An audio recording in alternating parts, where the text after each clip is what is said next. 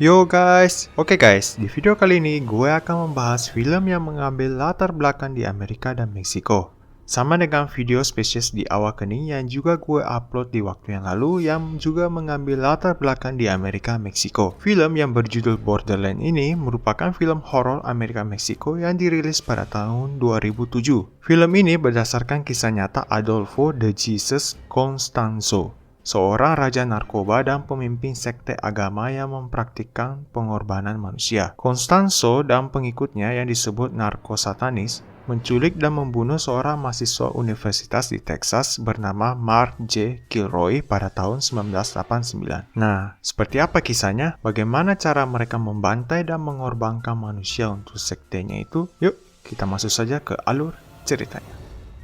Film ini dimulai dengan dua polisi Meksiko yang sedang menggedor pintu sebuah rumah yang tampaknya telah ditinggalkan. Ulysses, si polisi brokoli dan rekannya memasuki rumah tersebut dan menemukan sisa-sisa pengorbanan hewan dan manusia yang cukup bikin mual. Sayangnya, ketika sedang memeriksa rumah tersebut, keduanya pun disergap oleh si botak dan si gondrong yang berstatus penghuni di sana. Singkat waktu, ketika si brokoli telah siuman, dia pun dibawa ke ruangan di mana rekannya itu sedang disiksa. Dia pun dipaksa untuk menyaksikan mereka menyiksa dan memutilasi rekannya hingga dipenggal. Sorry ya guys, gue banyak sensor di sini, soalnya cukup mengerikan untuk dinonton. Si brokoli pun ditembak di bagian kakinya dan dibiarkan hidup untuk memperingatkan para polisi lainnya agar tidak menghalangi jalan mereka. Dan film pun baru saja dimulai.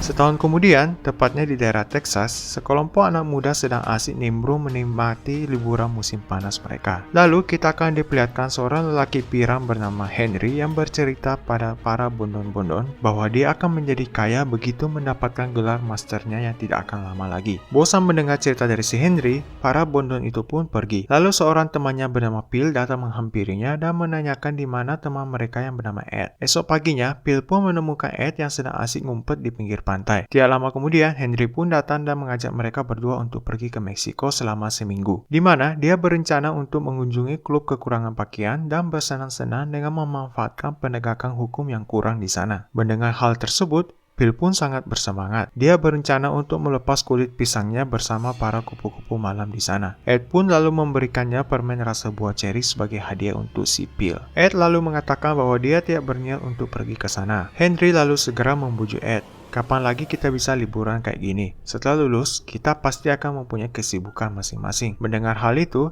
Ed pun akhirnya mau pergi. Singkat cerita, mereka pun akhirnya tiba di Meksiko dan segera menikmati keadaan dan hiruk-pikuk di daerah tersebut. Hingga tibalah mereka di klub kekurangan benang itu. Henry lalu memanggil Phil dan menjodohkannya dengan seorang kupu-kupu malam yang katanya baru berusia 17 tahun dan butuh seorang cowok jantan untuk memecahkan buah cerinya. Henry mengatakan pada Phil untuk tidak melewatkan kesempatan ini. Ini saatnya kamu menjadi lelaki sejati. Di sisi lain, Ed sepertinya tertarik dengan seorang wanita bartender di sana. Dia pun lalu mendekatinya. Sayangnya, bartender itu diganggu oleh salah satu pengunjung di sana. Ed pun lalu berusaha menjadi jagoan di hadapan bartender tersebut. Dan akibatnya, dia mendapatkan luka sabetan pisau. Sedangkan pria tersebut pingsan dipukul oleh bartender yang bernama Valeria. Akhirnya, Valeria segera mengobati luka Ed dan mereka pun menjadi akrab. Di sisi lain, Phil yang akan segera melepas kulit pisangnya itu mendengar sesuatu di ruangan tempat mereka yang akan mantap kuadrat. Sweet Seventeen-nya pun segera pergi untuk menenangkan bayinya. What? Phil pun terkejut. Tetapi, Phil mulai menyukai Sweet Seventeen itu dengan bayinya. Phil sepertinya mengalami sindrom cinlok. Lalu scene berpindah, mereka bertiga pun berjanji untuk bertemu dengan Valeria dan juga sepupunya yang bernama Lupe. Mereka lalu pergi ke Taman Impian Jaya Ancol. Sebelum memasuki taman tersebut, mereka menikmati jamur halusinogen terlebih dahulu, di mana jamur tersebut dapat membuat seseorang berhaluan. Mereka lalu menikmati permainan di Taman Impian itu. Sorry ya guys, editan videonya memang begitu. Mungkin sang sutradara ingin memberi kesan sedang berhaluan. Kembali lagi ke cerita. Phil pun menggedor-gedor pintu toilet menyuruh orang yang di dalam untuk cepat keluar dari sana. Dia pun tidak mengetahui bahwa itu adalah si botak yang telah memutilasi seorang polisi di awal scene tadi. Sekembalinya dari toilet, Phil lalu memberitahu Henry dan Ed dia mau pergi bertemu dengan Sweet Seventeen-nya untuk memberikannya boneka tersebut. Teman-temannya pun menyuruhnya untuk stay bersama mereka. Tetapi dia tetap kekeh untuk pergi menemui ibu satu bayi itu. Ya, namanya juga udah cinta. Singkat cerita, Ed dan yang lainnya pun pindah ke tempat yang lebih sepi untuk berkencan. Ya, di Meksiko memang beda. Berkencan di tempat peristirahatan terakhir. Henry pun sibuk diramal oleh Lupe yang ahli di bidangnya. Sedangkan Ed, dia sibuk beradu mulut dengan Valeria di tempat tersebut. Di sisi lain, Bill yang dalam perjalanan menuju ke ibu satu bayi itu tiba-tiba disapa oleh orang asing dan menawarkannya tumpangan. Bill yang masih dalam keadaan halu itu dengan pintarnya naik ke mobil tersebut. Ketika melihat sang driver adalah si botak yang dia lihat di toilet tadi, sontak aja dia panik.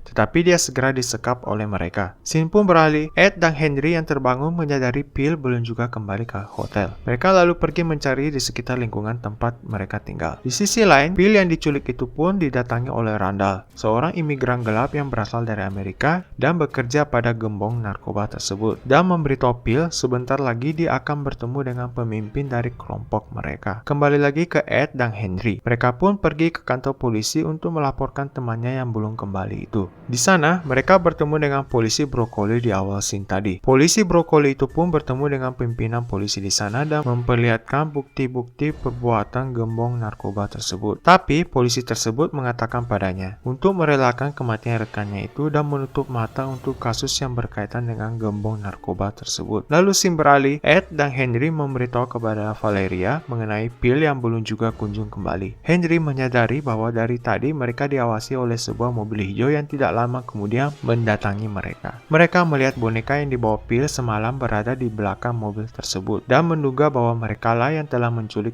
Bill. Lalu scene berpindah pada Bill yang meminta Randall untuk melepas ikatannya karena dia kebelet boker. Di saat Randall akan melepaskan ikatan tangannya, Bill pun membenturkan kepalanya.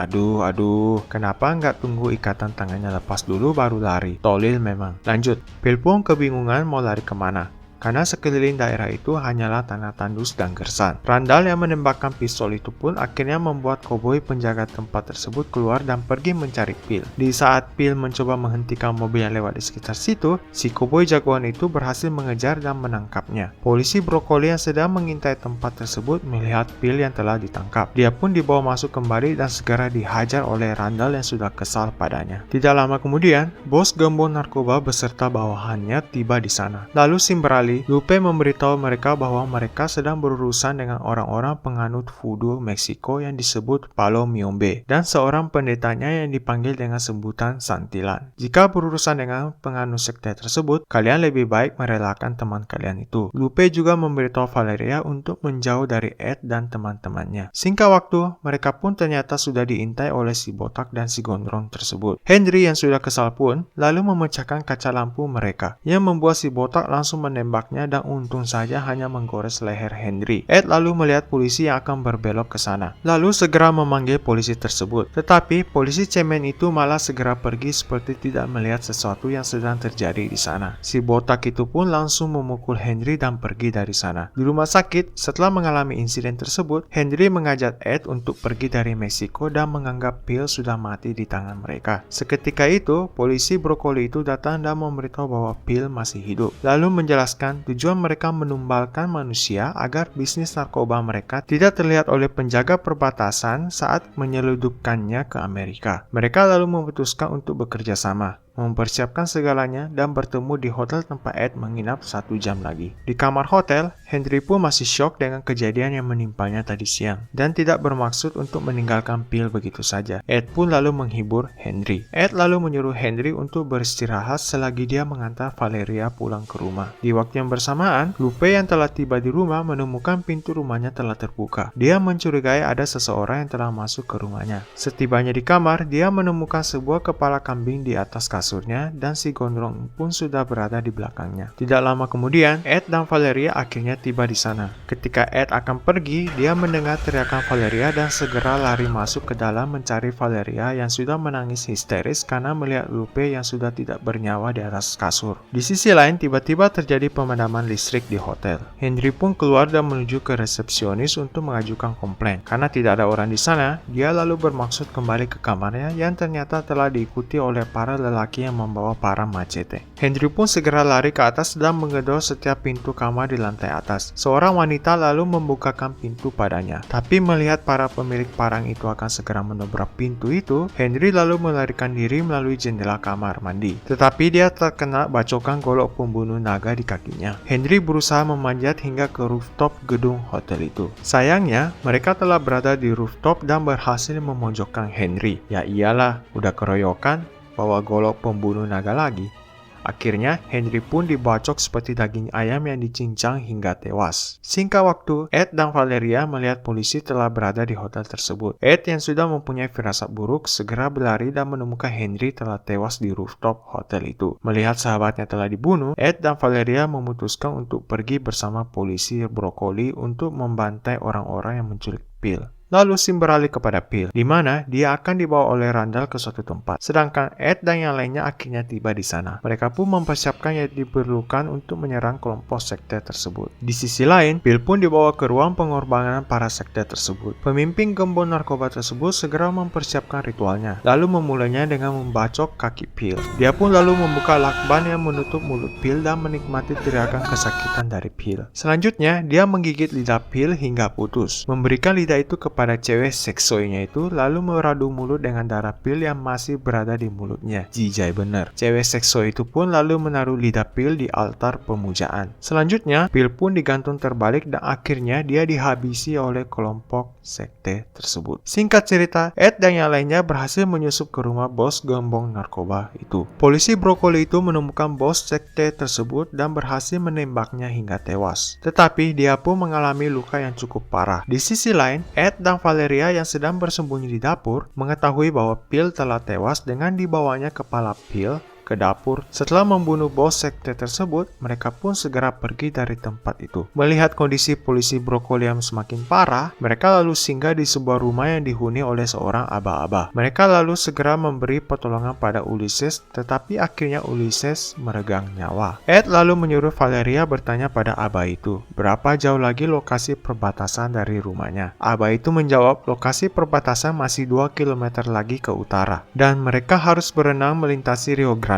Singkat cerita, para anggota sekte sesat itu ternyata telah mengikuti mereka hingga ke rumah si Aba. Ed dan Valeria mau tidak mau mempertaruhkan nyawa mereka untuk membunuh para anggota sekte tersebut. Setelah membantai Randall hingga kepalanya gejrot, Ed menemukan masih ada seorang anggota lagi yang tersisa, yang terus memohon ampun padanya. Ed yang sudah emosi dengan kematian para sahabatnya itu tidak segan-segan menghabisi si brewok itu. Di akhir scene dijelaskan bahwa beberapa kilo kokain ditemukan dalam wadah bersama dengan rambut manusia. Lebih dari 50 mayat digali dari kuburan massal di tempat Phil disekap. Ed dan Valeria diinterogasi setelah tertangkap basah berenang melintasi Rio Grande.